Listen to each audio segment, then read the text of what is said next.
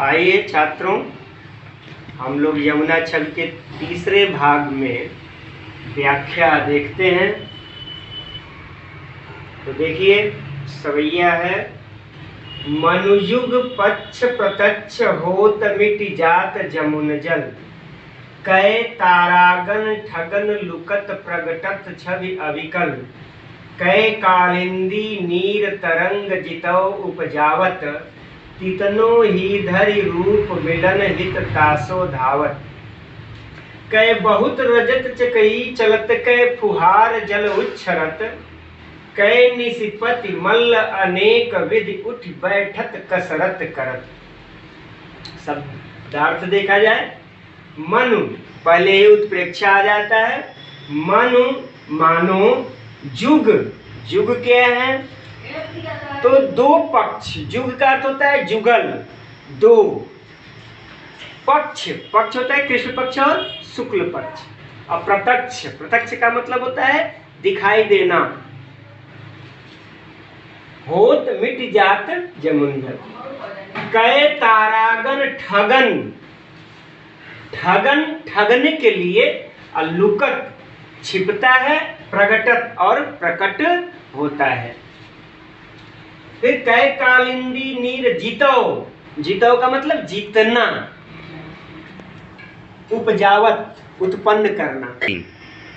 तितनो, तितनो माने उतने, रूप धरि रूप मिलन हित तासो धावत, तासो का मतलब होता है उससे। कै बहुत रजत, रजत मतलब होता है चांदी। चकई, चकई का मतलब होता है चक्र जिससे फुहारे निकलती है। चलत के फुहार जल उच्छरत, उच्छरत माने उठते। कै निशिपति, निशिपति कहते हैं चंद्रमा को, चंद्रमा का पर्यायवाची है निशिपति। मल्ल पहलवान, अनेक विधि, अनेक प्रकार के, उठ बैठक, उठक बैठक करता हुआ क्या कर रहा है? कसरत कर रहा है, व्यायाम कर रहा है। आइए व्याख्या देखते हैं। भारतेंद्र जी कहते हैं कि यमुना के जल में चंद्रमा मानो ऐसा प्रतीत होता है कि दोनों युग, दोनों पक्ष, कृष्ण पक्ष और शुक्ल पक्ष प्रत्यक्ष हो रहे हैं, कभी दिखाई दे रहे हैं तो कभी समाप्त हो जा रहे हैं। और या फिर ऐसा प्रतीत होता है कि चंद्रमा तारागणों को, तारागणों के साथ, ताराओं के साथ उन्हें ठगने के लिए लुका छिपी करता हुआ कभी दिखाई देता है और कभी छिप जाता है। या फिर ऐसा प्रतीत होता है कि यमुना जल में जितनी तरंगे उत्पन्न हो रही हैं, या यमुना जितनी ही तरंगे पैदा करती है, चंद्रमा उतने ही रूप धारण करके उन तरंगों से मिलने के लिए दौड़ लगा रहा है, दौड़ लगाता हुआ प्रतीत होता है। या फिर ऐसा प्रतीत होता है कि ढेर सारी चांदी के चक्र, चांदी की चकई फुहार उठाती हुई दिखाई दे रही है। या फिर ऐसा प्रतीत होता है कि चंद्रमा रूपी पहलवान अनेक प्रकार से, अनेक ढंग से उठक बैठक करता हुआ व्यायाम कर रहा है। तो देखिए, इसमें भी पहले ही पंक्ति में उत्प्रेक्षा अलंकार होता है, उसके बाद अनुप्रास तो है ही, साथ ही मानवीकरण भी है और संदेह अलंकार भी है। भाषा ब्रज भाषा, माधुरीपूर्ण ब्रज भाषा है, रस श्रृंगार है, छंद सवैया है, गुण माधुर्य है, शब्द शक्ति लक्षणा है।